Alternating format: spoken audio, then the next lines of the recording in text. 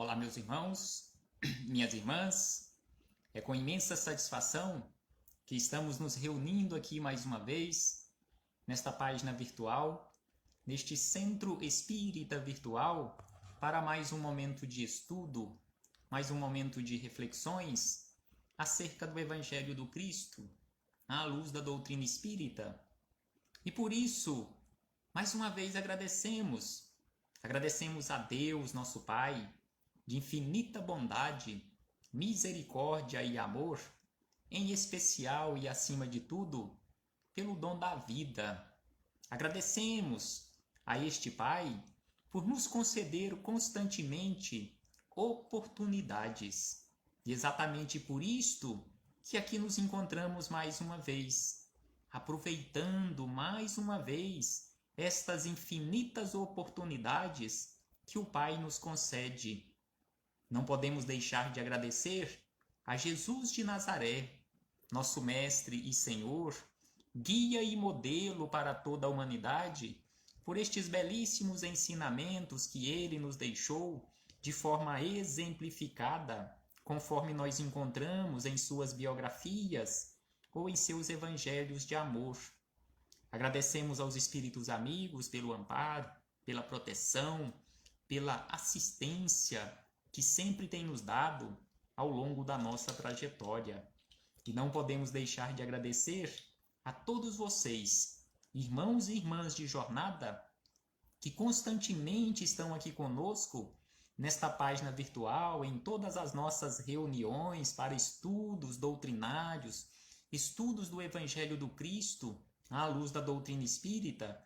Sempre vocês se fazem presentes. Muito obrigado pela perseverança de todos e de todas vocês. Então hoje aqui nos encontramos felizes, satisfeitos por mais esta oportunidade e queremos mais uma vez pedir a todos e a todas que possamos trazer na nossa tela mental, aqui neste momento de estudo, de reflexões, de verdadeiro tratamento espiritual, aqueles nossos irmãos e irmãs que porventura estejam passando por dificuldades, que estejam doentes, sejam vitimados pela pandemia do novo coronavírus ou por qualquer outra enfermidade física ou espiritual, que todos possam receber o amparo e a proteção. E neste momento quero aqui registrar um pedido de um companheiro de jornada, um colega de trabalho, que pediu que rogássemos pela saúde de sua mãe, a dona Elza, que é mãe de um conhecido meu, colega de trabalho, por nome Adelso. Então a mãe, a senhora dona Elza, mãe deste colega Adelso, que possa receber, que esteja recebendo o amparo, a proteção, a assistência de que esteja necessitando, bem como todos os seus familiares. Então hoje aqui nos encontramos para estudarmos mais um capítulo do livro Boa Nova, ou melhor, do livro Luz Acima. O Boa Nova nós já concluímos o estudo. Hoje é o livro Luz Acima, o capítulo de número 10, que tem como título Um Homem no Mundo. Então aqui Humberto de Campos, ou Irmão X, nos traz um relato de uma figura, traz um nome de um senhor, um nome fictício que pode ser o meu nome, pode ser o seu nome, pode ser o nome de cada um de nós, dependendo do nosso comportamento aqui no mundo. Mas antes de começarmos aqui as reflexões com Humberto de Campos e Chico Xavier, faremos uma leitura de alguns trechos de O Evangelho segundo o Espiritismo, o capítulo de número 7, o item de número 13, que tem como título Missão do Homem Inteligente na Terra. Aqui os espíritos amigos, mais especificamente um espírito que se identificou com o nome de Ferdinando, traz uma belíssima reflexão acerca da nossa missão na condição de homem, no sentido genérico, homem e mulher, homem inteligente aqui na Terra, qual é a minha missão? Qual é a sua missão? Então aqui ele nos diz da seguinte maneira, começando este item de número 13 do capítulo 7º de O Evangelho segundo o Espiritismo, ele nos diz o seguinte: não vos envaideceis do que sabeis. Não fique vaidoso, não fique vaidosa com a sua inteligência, porquanto esse saber aqui no mundo tem limites muito estreitos. Suponhamos sejais sumidades em inteligência nesse planeta. Mesmo que você seja uma sumidade em inteligência aqui nesse planeta, ele nos diz que nenhum direito tendes de envaidecer-vos. Prestemos atenção nesta referência que ele faz, neste chamar de atenção que este espírito amigo nos faz em relação à nossa inteligência. Por mais inteligente, por mais que você tenha desenvolvido a sua inteligência, mesmo que você seja uma sumidade aqui na Terra, você não tem o direito de se envaidecer, de se sentir superior ou superiora às outras criaturas. E aí ele diz na sequência: se Deus, em seus desígnios, vos fez nascer no meio onde pudestes desenvolver a vossa inteligência, é que quer que a utilizeis para o bem de todos. Não é para você utilizar para você apenas, para se envaidecer, mas é para você utilizar a sua inteligência para o bem de todos. É uma missão que Deus vos deu. Então, é uma missão que Deus nos deu, e a natureza do instrumento não está a indicar a que utilização deve prestar-se. Então, se você teve a oportunidade de desenvolver a sua inteligência, sem sombra de dúvida que esse instrumento que você teve condições de desenvolver é para o bem de todos. E ainda ele diz que a enxada que o jardineiro entrega a seu ajudante, não mostra a este último, ou seja, ao ajudante, que ele cumpre preparar a terra utilizando aquela enxada? Então, a inteligência é desta forma, como uma enxada que nós recebemos deste Supremo Jardineiro para auxiliarmos no preparo do solo, auxiliarmos as outras criaturas que estão em maiores necessidades do que nós. E ainda ele diz que a inteligência é rica de méritos para o futuro, mas sob condição de ser bem empregada. Então, a inteligência, já que nós, seres humanos, somos os seres inteligentes da criação, Deus nos colocou nesta condição, já que Deus é a inteligência suprema e somos filhos de Deus, esses seres inteligentes, filhos desta inteligência suprema. Então, estamos conectados com essa inteligência suprema, estamos desenvolvendo a nossa inteligência não para nos envaidecermos. E aí ele encerra dizendo que o homem abusa da inteligência como de todas as suas outras faculdades, e, no entanto, não lhe faltam ensinamentos que o advirtam de que uma poderosa mão pode retirar o que lhe concedeu. Então, se nós não usamos corretamente, ou se não usarmos corretamente a nossa inteligência nesta existência física, quem nos garante que numa próxima existência não venhamos para uma nova reencarnação numa condição de debilidade, numa condição de idiotia, sem condições de desenvolver ou de exercitar a nossa inteligência, ou sem condições de usar esta ferramenta chamada inteligência, não por castigo de Deus, mas como advertência da nossa própria consciência em relação ao mau uso que tenhamos feito desta ferramenta que conhecemos com o nome de inteligência. Então aqui fechamos este parêntese em O Evangelho segundo o Espiritismo, para chegarmos nesta narrativa de Humberto de Campos, neste capítulo número 10 do livro Luz Acima, um homem do mundo. E ele começa nos dizendo o seguinte, que Sidônio é o nome desta personagem que Humberto de Campos nos traz aqui. Sidônio Gonçalves era homem inteligente, não havia o que se negar. Cuidava de todos os interesses da vida terrena com invulgar mestria. Sua capacidade inventiva na zona do ganho financeiro era invejável. De longe, cercava negócios lucrativos, identificava os fatores de ordem econômica, usando tão grande raciocínio que as suas contas eram sempre as de multiplicar.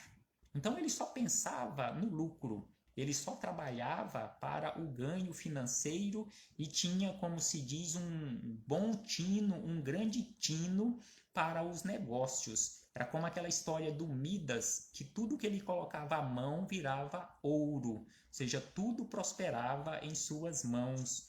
E aí ele diz na sequência, e dava prazer vê-lo nas conversações evangélicas. Então ele conhecia o evangelho, ele inclusive conhecia a doutrina espírita. E aí ele nos diz que dava prazer vê-lo nas conversações evangélicas, junto aos colegas de trabalho espiritista. Revelava surpreendente espontaneidade nos conceitos felizes. Não chegava a comprometer-se na tribuna. Ou seja, ele falava em público, usava a tribuna e usava muito bem, mas fazia profissão de fé na palestra brilhante e macia.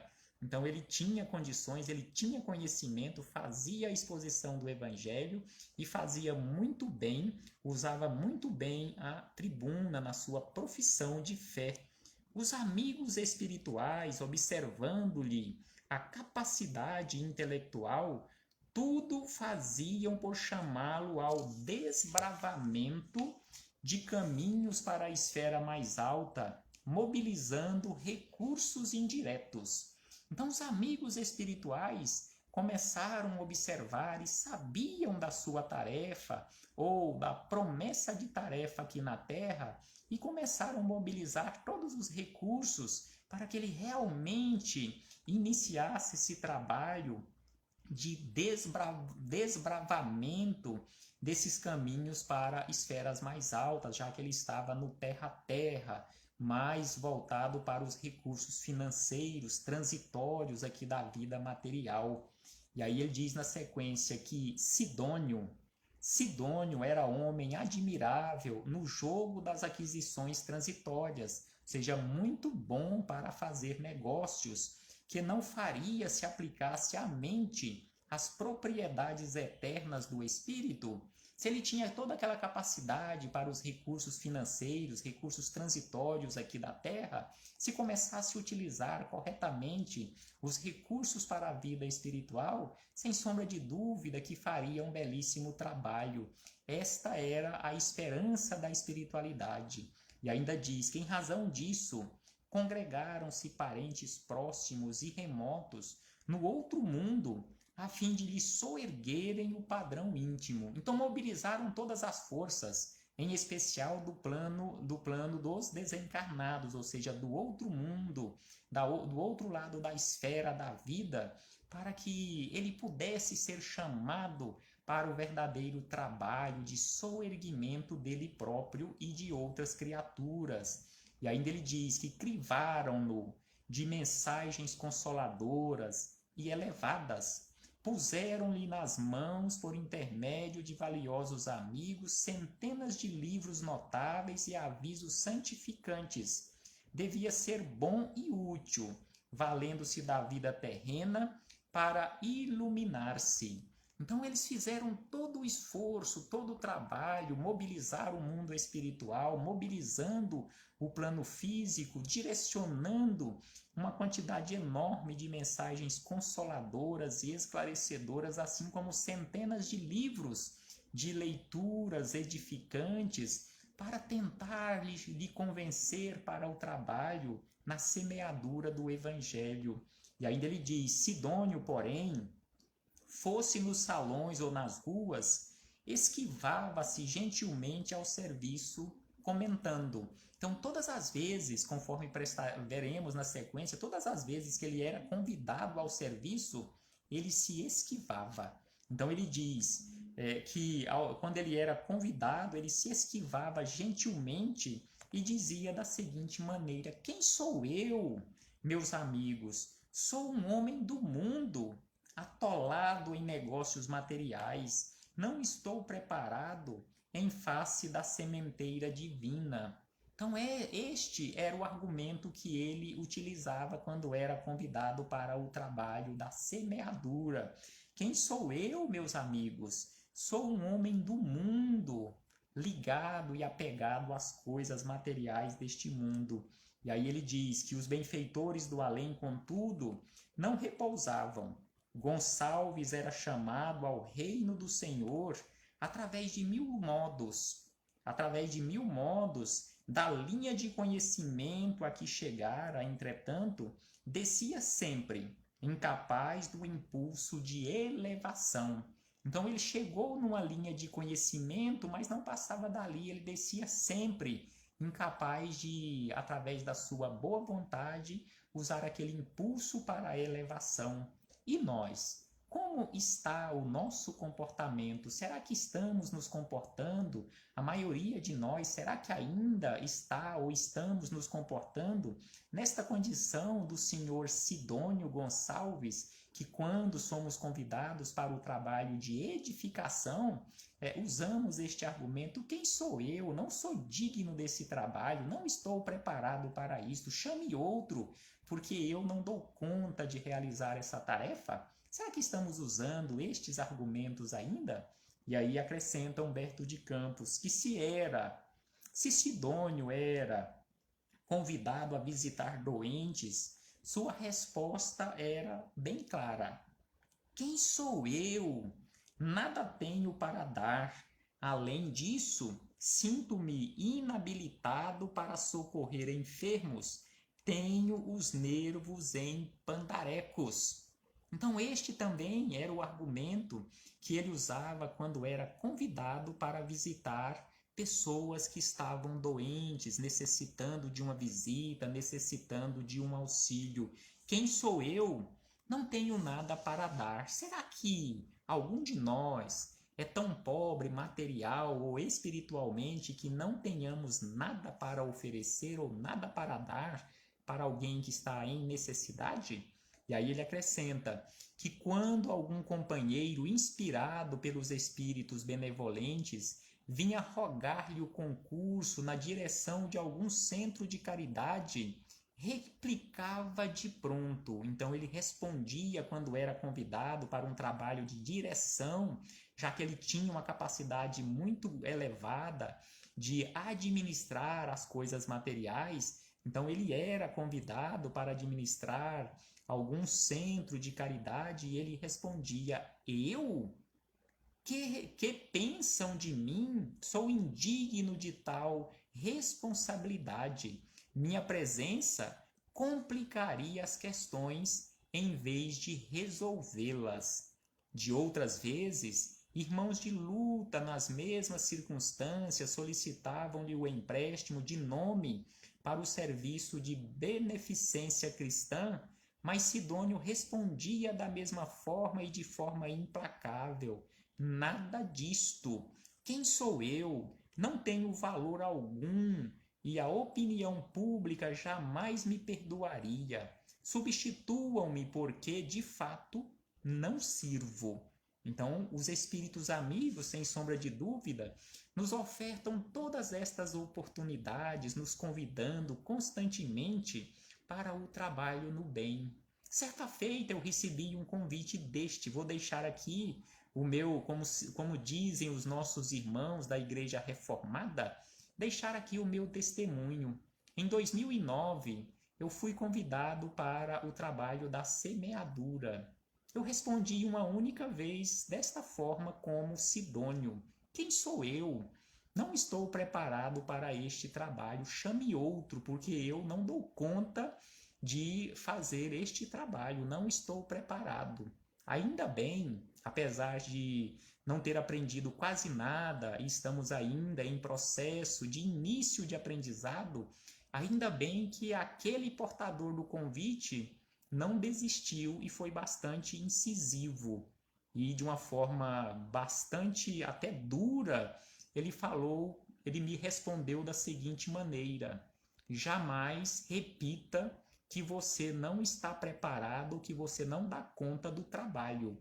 Na verdade, você está usando este artifício para não realizar o trabalho, mas você está pronto. Está pronto, já que o convite está chegando, é porque você está pronto. Realize o trabalho como você der conta e com certeza as habilidades você irá construindo ao longo da sua trajetória. E assim aconteceu, e aqui nos encontramos hoje, neste processo de aprendizado.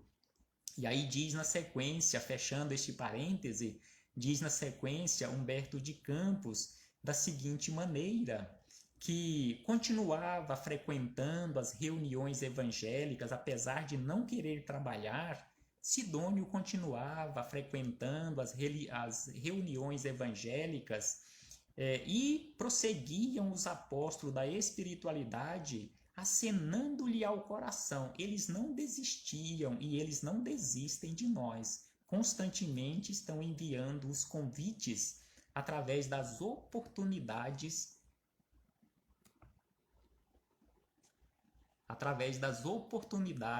do trabalho. Então aqui ele nos diz que eles continuavam enviando os convites para ele, para iniciar o processo de trabalho.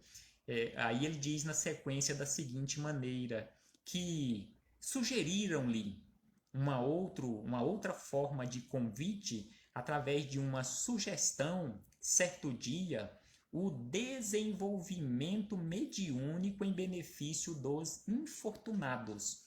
Então os espíritos amigos resolveram dar esta sugestão para que Sidônio desenvolvesse a mediunidade ou trabalhasse mediunicamente para auxiliar de uma forma mais direta os infortunados. O escolhido, no entanto, repeliu com firmeza. Que péssima lembrança! Exclamou Melindrado. Tenho de viver muitos séculos antes de tal cometimento. Sou um homem do mundo, inibido de partilhar de ministérios como este. Então, mais uma vez, ele fugiu do trabalho, ele rejeitou a oportunidade de aprendizado. As entidades amigas, tentaram então situar-lhe o concurso em um berçário, ali onde cuidava de crianças pequenas, quando algumas senhoras orientadas por trabalhadores desencarnados lhe trouxeram o plano, Gonçalves explodiu. Eu tratar de órfãos abandonados? Que ideia infeliz! Procurem outra pessoa. Ou seja, não aceitou esta nova proposta de trabalho. E esfregando as mãos, espantadiço, acentuava da seguinte maneira: sou um homem do mundo.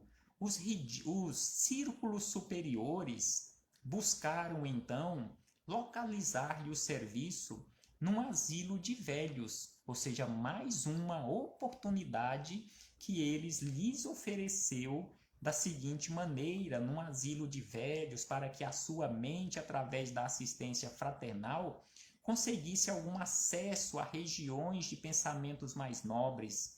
Sidônio necessitava acender a própria luz. Todos nós precisamos acender a nossa própria luz, conforme nos disse Jesus, brilhe a vossa luz.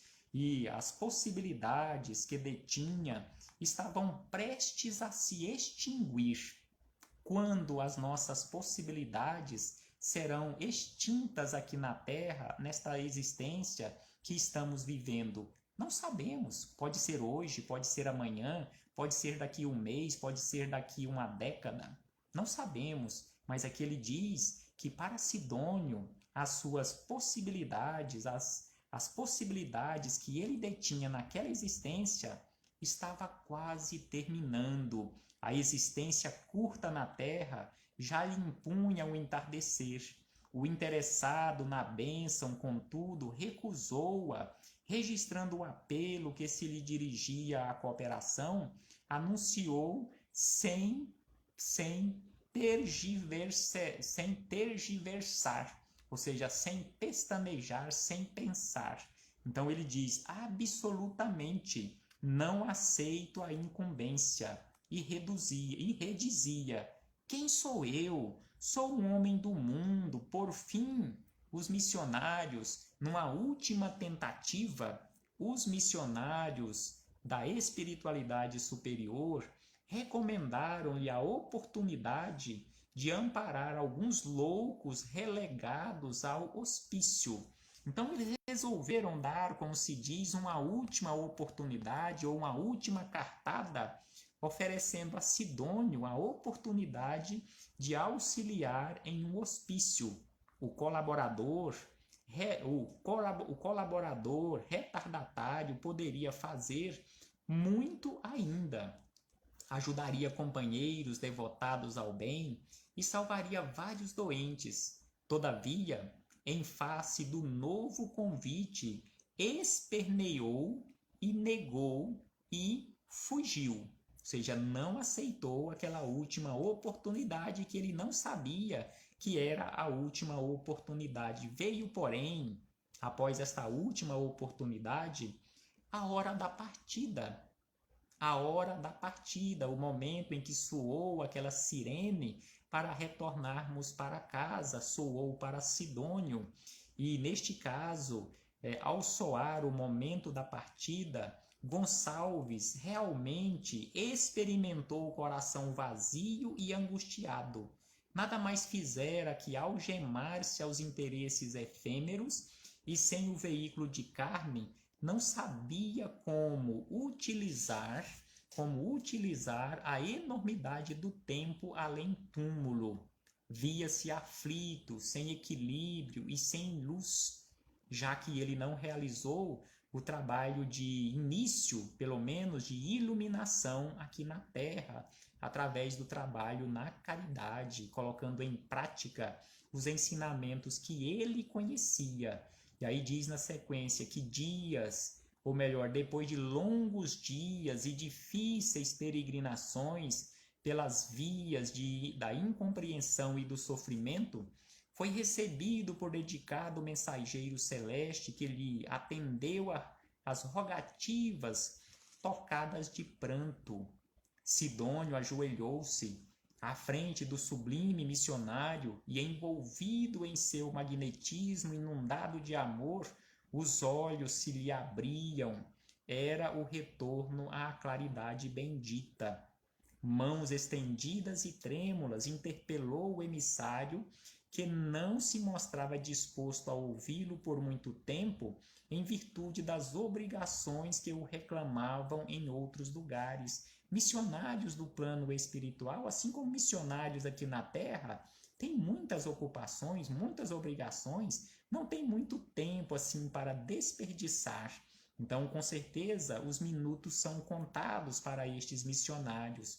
E aí diz Humberto de Campos que mensageiro do céu, falou Sidônio, mensageiro do céu, valei-me por quem sois. Sempre guardei muita fé na providência divina, procurei as reuniões edificantes em que os espíritos bons nos ajudavam.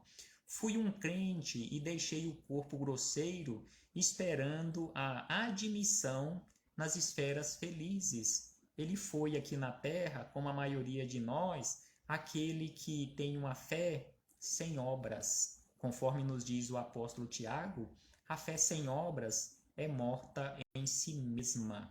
E aí ele acrescenta, Humberto de Campos, que ante o embaixador silencioso, Sidônio repetia inquieto, não me conheceis porventura? Será possível seja eu agora desfavorecido pelos protetores aos quais recorri? O preposto de Jesus, ou seja, aquele emissário, estampando indisfarçável tristeza na fisionomia calma, falou, E aí Humberto de Campos traz aqui a fala deste mensageiro de Jesus para encerrar a sua narrativa.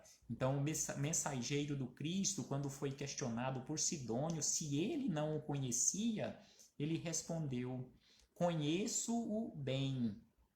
Todas as vezes que lhe enviávamos um apelo de serviço, sua mente dava-se pressa em perguntar pela própria identidade.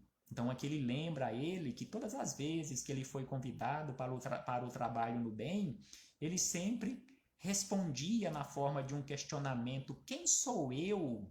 Ou seja, para a sua própria identidade. Ele perguntava pela sua própria identidade.